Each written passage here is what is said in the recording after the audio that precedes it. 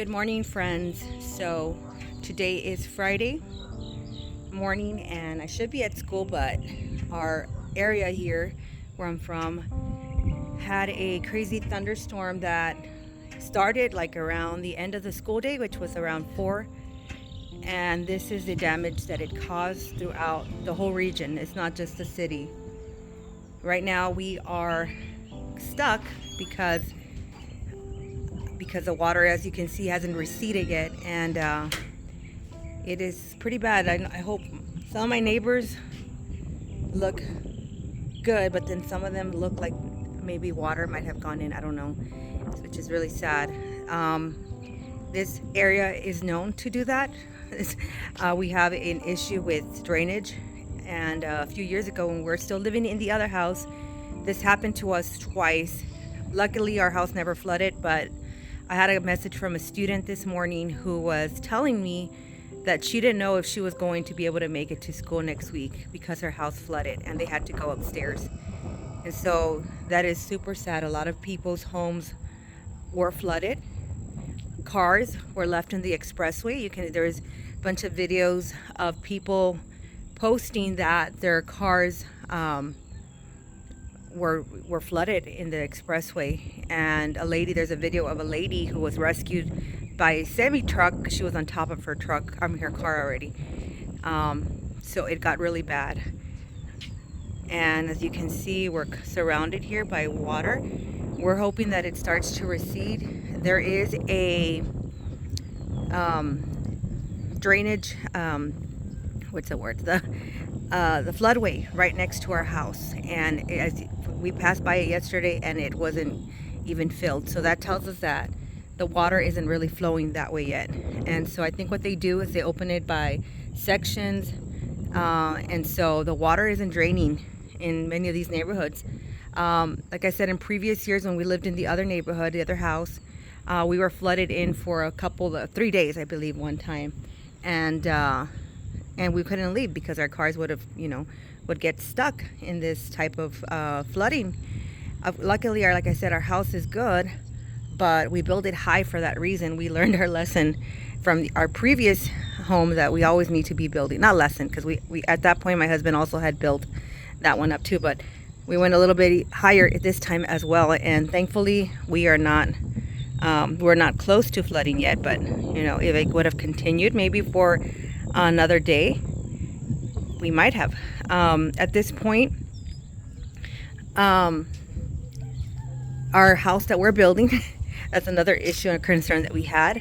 We just got word this morning that the house is okay as well, and they were taping and floating yesterday, and so the workers went this morning. They were ambitious to finish, I guess, and they said the house was good. So we were thankful for that too, because we already had invested the money for the sheetrock, and they had started the job with the tape and float. As you can see over there, I don't know if you're seeing, but people who are still driving through this main road are having to go really slow because of the flooding. Let me see if I can zoom in a little bit here. So yeah, I don't want to make this too long, but I want to just kind of explain to y'all how it's going over here on my end of the woods. So Kitty is an outdoor kitty.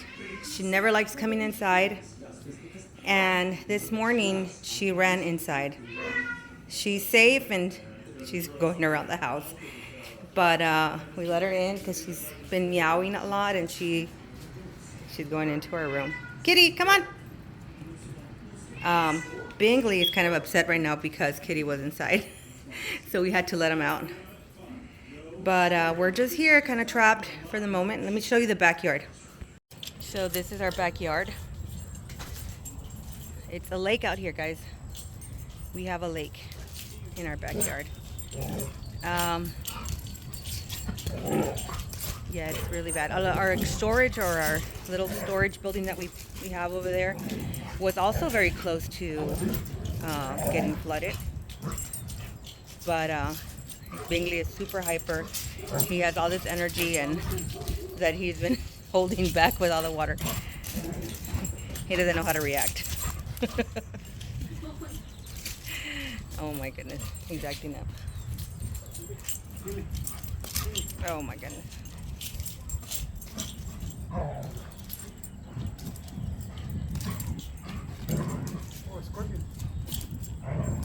The scorpion. He loves to play rough with Jonas because Jonas plays rough with him, so he gets away. Yeah. Is that scorpion? No, we're Right here. a scorpion here, guys. Look at a water meter. So as you can see, our neighbor over there, half of his mailbox is underwater. And you know, they're normal sized mailboxes, so that tells you a lot about where the water is at. And here in our front of our yards, we have a little ditch. So if anybody was unaware of that, they can easily fall into that ditch. So we have to be like pets or anything like that. So it is bad out there, but we're good, we're safe, and that's what matters. He's like being obedient now. Now he's like, I want to go back inside. He wants to be mean to kitty cat.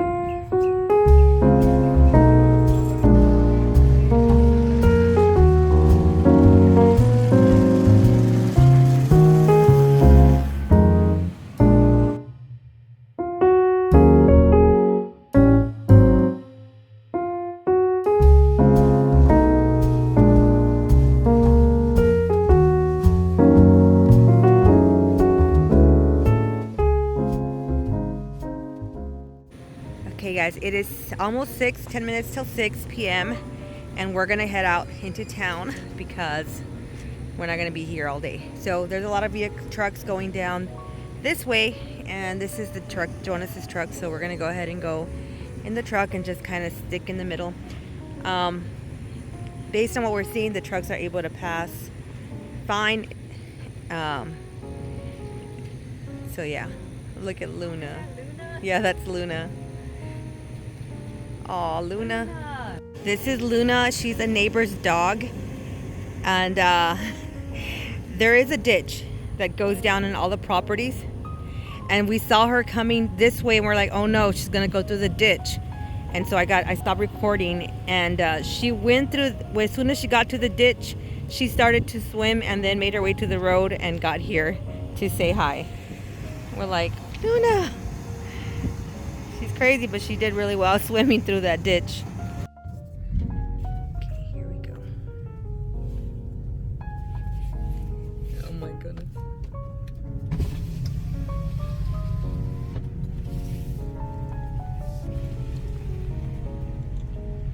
Oh my goodness, this is scary. Oh my goodness.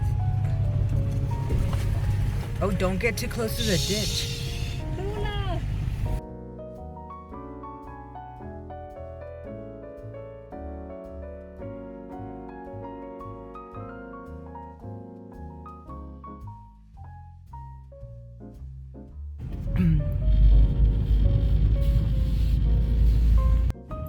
Where?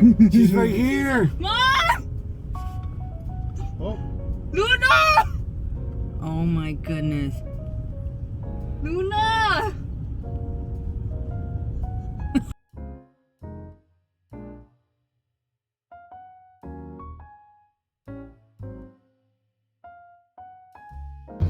We got a little worried because Luna, the dog I just mentioned, went to the main road and she was walking in between the trucks that were there. Everybody was driving really slow, but she went to the main road, and we were worried because we couldn't, you know, do anything about it. She's not our dog. In fact, she actually stayed overnight in the other neighbor's house. They're not the owners as well, but they saw her out and about, and they called the neighbors and they said, you know, she's out here in our property. Do we just bring her into the garage overnight? And so that's what they did. They took her in and she slept overnight inside their garage. And this morning, like maybe about a few minutes before we left into town, they left and they let her out. She's not theirs, so they couldn't keep her in there. And the sad thing is that her owners I think her owners are working upstate or somewhere up there, and so the son who is living there doesn't really give her much attention. So she kind of they had not really adopted, but she adopted a family with 3 dogs or 4 dogs, and she comes and sits with the other dogs, and she's there with them, and that's the reason that that they kind of took her in, because she was in their property when that was happening, and the owners are not really taking responsibility for her. So you're just seeing me for the first time. I just realized in this vlog, I haven't really showed many clips, but it's because my hair was like all frizzy, and I was in my pajama clothing all day until about an hour ago. But we were watching a movie on Netflix. What was the name of the movie? List, a checklist or something like that. It was about a girl who had to do a checklist in order to get an inheritance. But it was a good movie, very emotional in some moments, but I do recommend it. It was a good movie. We came quickly to the house that we're selling because we just wanted to check. They came and worked on the tape and flow today, and we were surprised when they showed up because of the conditions and streets. But actually, once we came into town, the streets are pretty good here. It's just mostly in those areas where water kind of piles up, which unfortunately is our neighborhood. We're still, like you saw, filled with water. But this right here, this yesterday was actually filled with water as well, but it went down really quickly.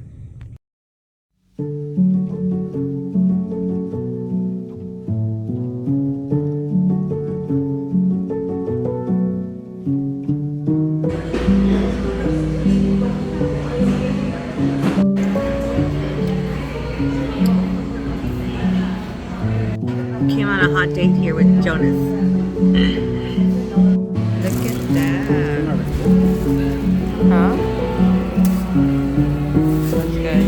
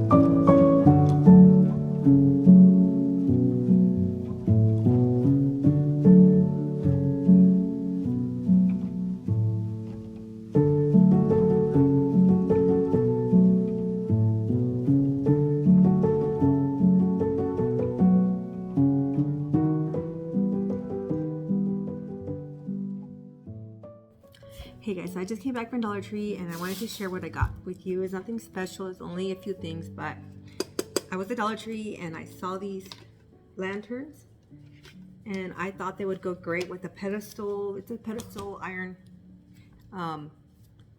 like a hook shape that I have for hanging plants, but I tried that last year, seasonal plants, and they didn't last me that long. So I thought this would be a better investment.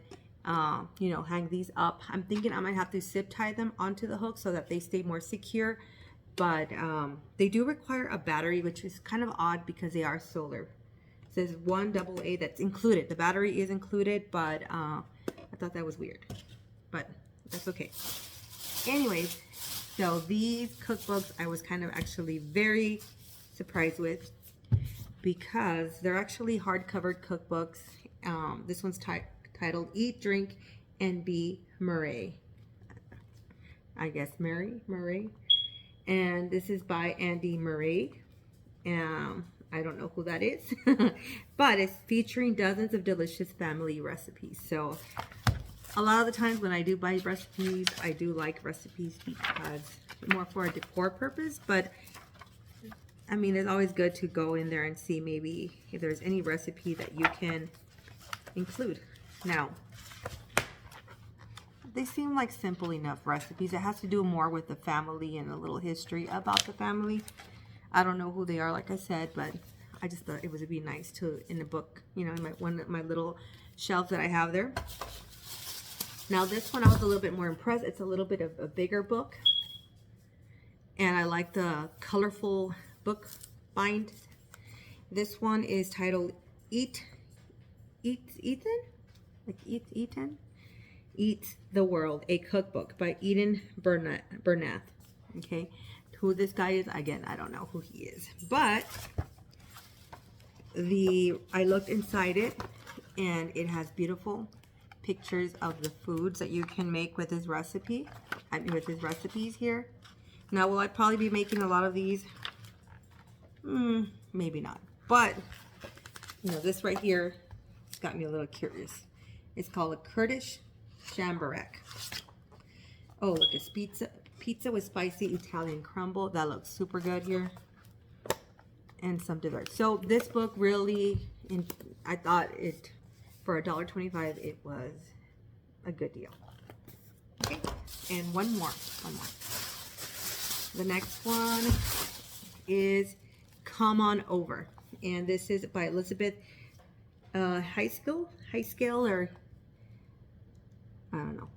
And it is Southern Delicious for Every Day. I love Southern recipes from Texas. Of course, a lot of the recipes that I do like are Tex-Mex, but just looking through the pictures here, they do look pretty good. Like it. Let me show you one. Something that caught my eye. Let's see.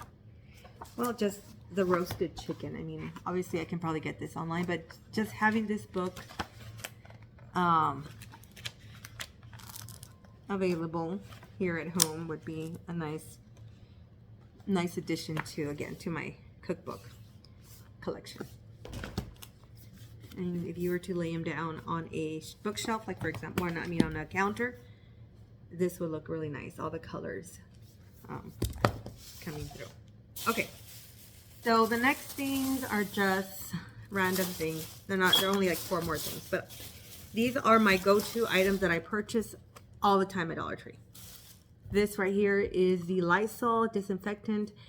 This is basically a multi-surface cleaner that you can makes up to 5 gallons. So I save all my Mrs. Meyer's bottles and basically make my own cleaner that I keep throughout the whole house. I love buying Mrs. Meyer's, but I love these products because these are disinfectant products. It says here kills germs even when diluted, tested and proven to kill COVID-19 virus. So this is a disinfectant. So I know that like Mrs. Meyer's is more of a cleaner, multi-purpose cleaner, but it doesn't disinfect. So having a disinfectant spray available in the kitchen or in the restrooms is super important. And this is $1.25, guys. It makes a lot.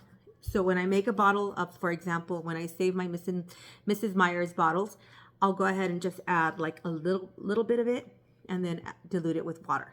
And then the next time around, I'll use another little bit and a little bit. So this probably makes up to 4 to 5 bottles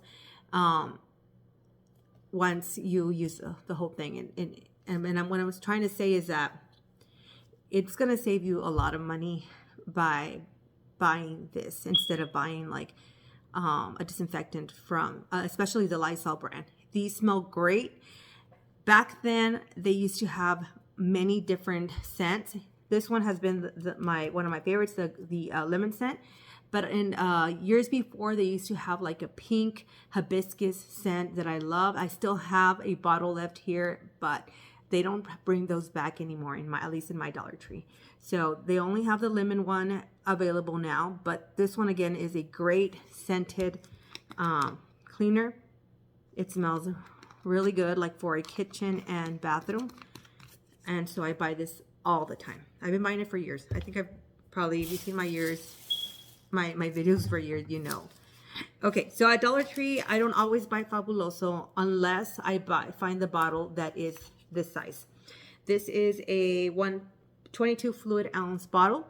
Most of the time, the bottles that Dollar Tree carries are smaller, and so I never buy it when they're that size. Okay, this is one has 30% more, so you're getting a bigger bottle for the price of $1.25. And when I see a bigger bottle like this, even though I already have Fabuloso here, I will buy it because this is one of my favorite cleaners to mop with. I mop my floors with this, and it just leaves your house smelling really good. Right now I have a watermelon scented one. I did buy that one on Amazon. No, actually, the first time I bought it on Amazon, and then I found it at Dollar General. But this is one of my favorite scents that I always go to. This is I think it is the lavender scent. Yeah, it is lavender scent, and it is one of my favorites. Okay, these have become some of my favorite cleaning products. For $1.25, you're getting 25 pieces of these dry floor cloths, clean textured towels. And I have bought the Swifter brand.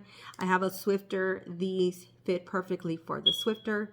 And I like the dry ones because I already have a mop. I already mop.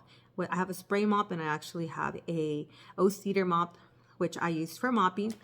But these are great because they pick up what your vacuum does not pick up. And I do have a Dyson, so it's a really good vacuum, but there's some areas where my vacuum doesn't go through really well, or even after I vacuum, maybe I missed a spot, and these are great for picking up all the pet hair that was left behind. So my routine has become vacuum, and then to go in with one of these cloths. I already have a pack here at home right now, so I still have a lot to go in the other pack, but I just wanted to have them available. And I use like two or three at a usually two should be enough. But let's say I went ahead and I vacuumed, and then I go in with one of these cloths. I'll use it, and then I'll go in with another one until I see that the area is clean, and then I go in there with the mop. And so they're textured. Now, since I have purchased the actual Swifter brand ones, I say they're pretty comparable. They're pretty comparable because these are textured. And so I would say they're pretty comparable. Maybe the Swifter ones might be a little bit thicker. I don't know. I can't remember because I've been buying these now for a few times. But for $1.25, again, you get like 25 pieces of these, and that's a deal. Okay, the last thing that I got was this hand soap. I saw somebody who posts Dollar Tree hauls posted this one, and they said, you know, this one smells really good. So when I was at the store and I smelled it, it's a watermelon and basil scent, and it does smell really good. It really, and I did not even need hand soap right now in my house because I have hand soap here from Bath and Body Works. But yeah, this smells super delicious, and of course you can't eat it, but I probably will be using this in my guest bathroom because it's so pretty. It's a pretty bottle. It's just a really pretty bottle as well. It even looks like something that you would have bought at Bath and Body Works. Really, the label is beautiful. It's simple. It's a clear bottle, and the soap itself is pink. So that's it. That's what I got at Dollar Tree. Okay, I came outside, and the ground is really wet right now, but these are the iron pedestal hook thing that I will be using to hang these lanterns. Okay, I just need to cut the zip tie there, but I went ahead and secured it with the zip tie. Now let's go to the other side. Well, anyways, as I was saying about spring, we are planning to do a little lawn makeover here. Since we moved here, we never really planted grass. We kind of just let this wild grass grow on its own, and it's not pretty, so we're gonna go ahead and do that. So here's the other one. Along with that, this mulch needs to be replaced or taken out because we are planning to buy stone instead. The mulch is great, but I think we'd always kind of wanted the stone, and we just went with mulch the first time, and now we're ready to purchase the stone. It's like we're gonna go with like a darker grayish stone to replace the mulch here. So here I want to get, I don't know what kind of stone they're called, flagstone, or it's like a flat stone that has like they have like they're not like square shaped, they're like a, what's that word, like natural looking stone shape. Like they're flat, but they're like, they have the curvages and all that. I want to put 2 of these here, and then once we put the rocks, then they'll kind of be different stones that lead to that plant. So just to have something to step on here in order to get to this plant, like if you want to water it or anything like that. That pot right there, my mom gifted me from Mexico. It is beautiful. It has gotten those green, natural, rusty, orangey colors on its own, and I love it. I love the way it looks against the brick right there. This brick here that we have outside is called Old Texas brick. It is charcoal, or it's also known as charcoal antique Texas brick. It is such a beautiful brick because it combines like orangey colors with charcoal to them, and then there's some darker ones, so it has a lot of variation to it. It's very timeless and classic brick. Along with this limestone here, we went with a limestone, white limestone colors with that brick. There is a lot of mud out here. I was sinking in a little bit here. I'm gonna get my sandals all muddy. And this right here is our patio. Right now I have put these 2 wreaths. I got these at Big Lots right before they went out of business, guys. And then I didn't realize until I got home that they were actually 2 different ones. This one has more yellow flowers. This one has more, I mean, they're colorful. They're both colorful, but they're different. And I honestly did not tell right away until later. And so, yeah. Right now I have my my ferns. This fern, I watered it yesterday. It's a little dry in some areas. I don't know. It looks green though. It looks really pretty, but it does have some areas where I'm like, it does have like some like dead leaves here. So I'm hoping I'm able to maintain them for a lot longer. This one, I don't know what happened. I'm not a plant person, guys. So this one, my mom gave it to me. It had died, and then she came and she replanted the dried stems back in there, and it bloomed beautifully, and then it got to this point again. Now it does have some like sign of life here. So I'm not ever gonna get rid of it because I do water it. It's just that I wonder if I overwater it sometimes. This fern here was the one that completely had died on me after a freeze. I didn't take them in, and so I decided to water it again, and there was some sign of life, a little tiny little fern sticking out, and I decided to take out all the dead parts and started watering it again, and this is what it's grown to so far. So I'm going to keep on watering it. And this is my fiddle leaf that also died on me after that last freeze over a year ago. And again, it had died to 2 dried stems, but I saw a sign of life when a little leaf started poking out, and I started to water it, and it is surviving now. It's good. It looks good. So those are my plants that I have out here. I really need to go in here and kind of blow out all these leaves and just kind of clean up a little bit here. So as you can see, we love armadillos here. So now I'm folding some laundry. Saturday is usually the day that I catch up on laundry. That means either putting laundry that's been sitting in a basket away. Let me pause the video real quick. Or washing laundry and also putting that away. If I don't put away the laundry on that same day, it will stay there, guys. It would stay there for a week or so till the following week.